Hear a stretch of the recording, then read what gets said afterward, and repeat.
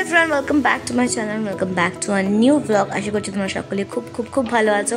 আর আমি আজকে চলে এসেছি সকালবেলা অন্যরকম একটা ব্রেকফাস্ট নিয়ে।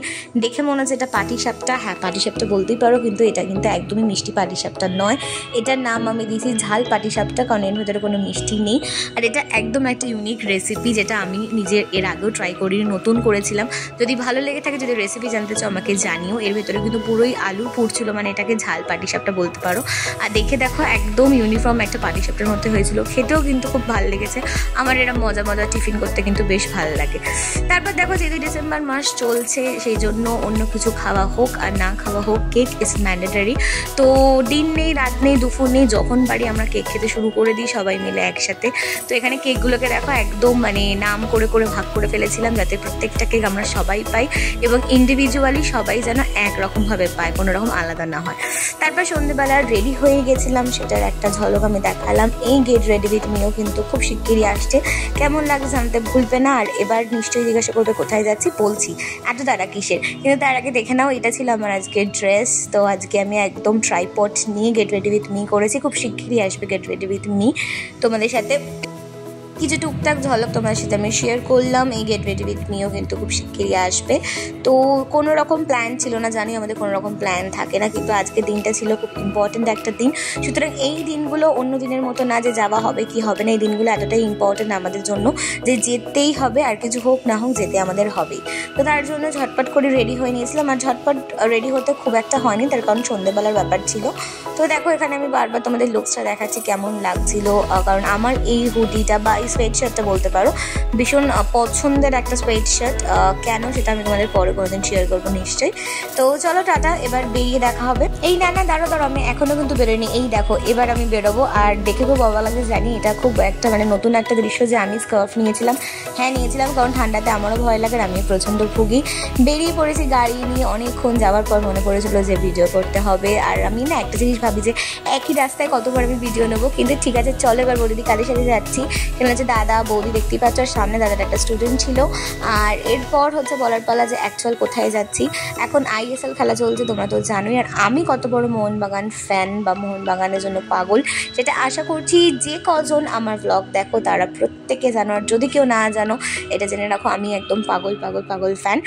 সো আজকে ISL এর মোহনবাগানের সাথে FC গোয়ার ম্যাচ ছিল, সেটাই দেখতে যাচ্ছিলাম। খুব এক্সাইটেড ছিলাম। আর বললাম না যে অন্য কোনো দিন হলে ভাবতাম যে বেরোবো কি বেরোবো না, কিন্তু যেখানে মোহনবাগান আছে, খেলা হচ্ছে আর মোহনবাগানের খেলা, সেখানে উই হ্যাভ টু গো, আর কোনো কথাই আসে না সেখানে। তার জন্যই বেরিয়ে গেছে, আর প্রচুর মজা করতে যাচ্ছি সল্টলেক স্টেডিয়ামে। তো দাদার এই বন্ধুটাও যাচ্ছিল, কারণ দাদার এই বন্ধুটা অনেক হেল্প করেছিল আমাদের টিকিট পাওয়ার জন্য। তারপর দেখো মনে হলো নিজেকে তো দেখানো হয়নি, দেখিয়ে নিলাম। আর নিজেকে আমি আজকে আমিও বেশিরভাগ দেখছিলাম এই কারণেই, কারণ স্কার্ফ পরা অবস্থায় নিজেকে দেখতে আবার নিজের খুব স্ট্রেঞ্জ লাগছিল, কারণ মানে এটা একটা অদ্ভুত দৃশ্য যে আমি স্কার্ফ পরেছি। হ্যাঁ আমি পরেছি, কারণ আমি চাই শরীর খারাপে আমি ভুগি। তারপর দেখো রাস্তা ক্রস করতে আমরা চলে এসেছিলাম ITCর সামনে। আর এই সঙ্গে আমরা দুজনে ঝগড়া করছিলাম এই কারণে, আমি বলছিলাম যে আমি ক্লিপস নেবো, তোমাকে নিতে দেবো না, আর পরিচিতি বলছিল যে আমি নেবো, তোকে নিতে দেবো না। তো এই করে দুজনেই কিন্তু ঠিক ITCর সামনে এসেই আমরা ভিডিওটা অন করেছি। আর আমার মনে হয় এটি প্রত্যেকটা বাঙালিই করে, সে ITCতে সে গেছে বা না গেছে যাই হোক না কেন, আর যত বাড়ি যাই না কেন তার সামনে থেকে, এই সামনেটায় একটা মানে সে হেরিটেজের মতো আমরা কিন্তু সেই ফটো তুলবই বা ভিডিও করবই।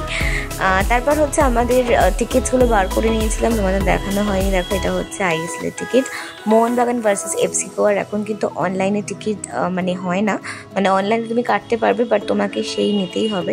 তো তার জন্য ঠিক ওই দাদাটা জোগাড় করে এনেছিল। আমরা ঢুকে গেছি, টাইমের আগেই এসেছিলাম। সো গাড়ি পার করে চলে এসেছিলাম এন্ট্রির দিকে। আর এরপর একটু পর দেখতে পাবে কত সুন্দরভাবে সাজিয়েছে, যেহেতু ক্রিসমাস একদম মানে পরের দিন থেকেই Christmas start, and last week of December. খুব সুন্দর করে সাজিয়েছে, আর শুধু স্টেডিয়াম কেন সব জায়গায় তো সাজানো। সো নিজে একটুখানি রিলস করে নিলাম, শর্ট ভিডিওস করে নিলাম, আর বারবার আমি নিজেকে দেখছিলাম স্কার্ফ পরা অবস্থায়, বেশ ভালো লাগছিলো। আর দেখো স্টেডিয়ামটা কত সুন্দর লাগছে সাজিয়েছে, আর এখানে এলে একটা আলাদা ইমোশনস, মোহনবাগান বলে কথা। তো আমরা এবার চলে যাচ্ছিলাম আমাদের গেটের উদ্দেশ্যে, মানে আমাদের যেদিকে সিটটা পড়েছে সেই দিকে। এখানে অনেকগুলো রোজ থাকে, তো আমাদের যে রোজটায় পড়েছে সেই রোজটা থেকে আমরা যাচ্ছিলাম। আর সেদিন কিন্তু হালকা ফুলকা ঠান্ডা ছিলই, খুব বেশি ঠান্ডা না থাকলেও ভালোই ঠান্ডা ছিল। আর এবার হচ্ছে আমরা উঠছিলাম, দেখো কত সুন্দর লাগছে, এখানে সবুজ বেলুন দিয়ে পড়েছে। চলো এবার তোমরা একটু কোরাস আর শুনে নাও যে মাঠে কতটা উত্তেজনা ছিল।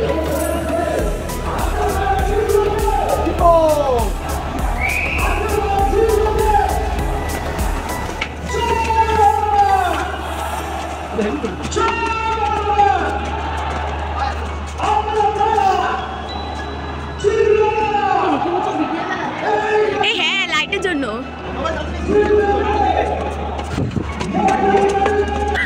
কি করো? হ্যাঁ গোল KFC চিকেন।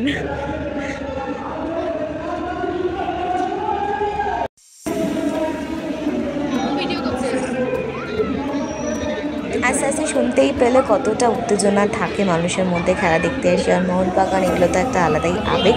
তো দেখো চলে এসেছি, আমাদের সিট নিয়ে নিয়েছি। আর এই যে মাঠটা ঘুরে দেখাচ্ছিলাম, আমরা বললাম যে একটু আগেই এসেছি, তখনও প্লেয়ার্স বা কেউ আসেনি, লোকেও অনেকে তখন আস্তে আস্তে সব আসছিল, ভিড় জমাট করছিল। আর দেখো ঠিক আমরা যে রোজটা বসেছিলাম তার সামনে একটা টিম এসেছিলো, যেটা মোহনবাগান ফ্যান ক্লাব থেকেই এসেছিলো, যারা খুব সুন্দর কোরাস করছিল আর খুব সুন্দর গান বাজনা বাজাচ্ছিল। সেটার ক্লিপও দেখে নাও, খুব ভালো করছে।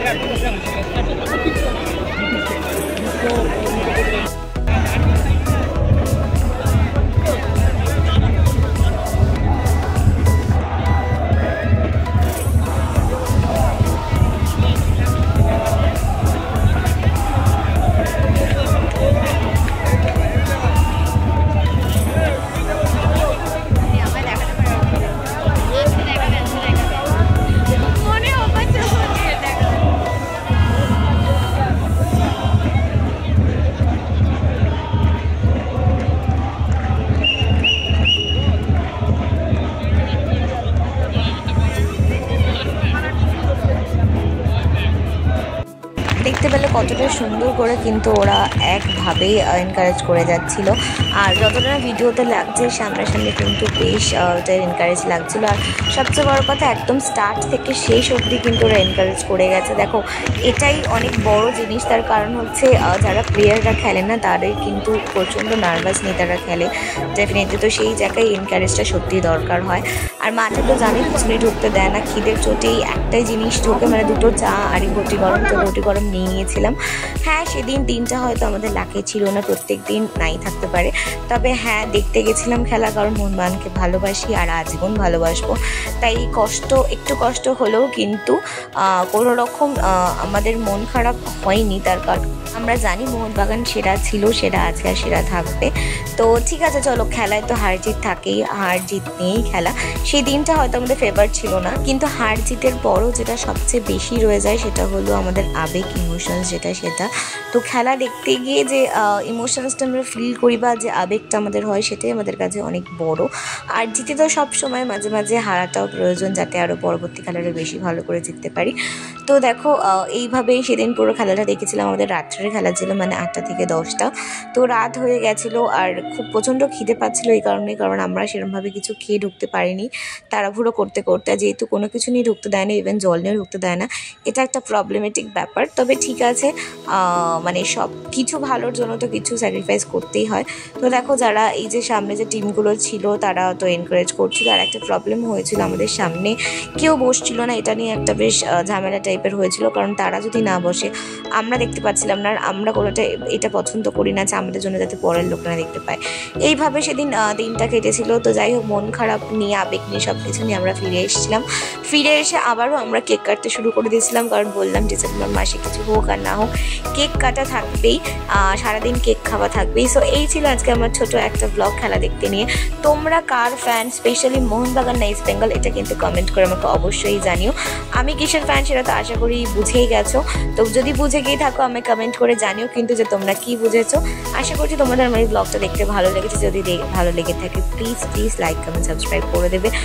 খুব ভালো থেকো, সুস্থ থেকো। আর সকলকে জানাই হ্যাপি নিউ ইয়ার। 25th মানে ক্রিসমাসের ব্লগ তো আশা করছি তোমরা পেয়ে গেছো, এটার আগে আপলোডেড হয়ে গেছে। তো সেটাও দেখে নিও, যদি না দেখে থাকো সেটাতেও লাইক কমেন্ট ভালোবাসা দিও, আমাকে জানিও আমার ব্লগগুলো কেমন লাগছে। দেখা হবে খুব শিগগিরই একটা নিউ ব্লগ নিয়ে। খুব ভালো থেকো, খুব সুস্থ থেকো, খুব ভালো করে কাটিও। আর নিউ ইয়ারের জন্য সকলকে অনেক অনেক অনেক বেস্ট অ্যান্ড গুড উইশেস। সকলে ভালো থেকো। Advance happy new year. Tata.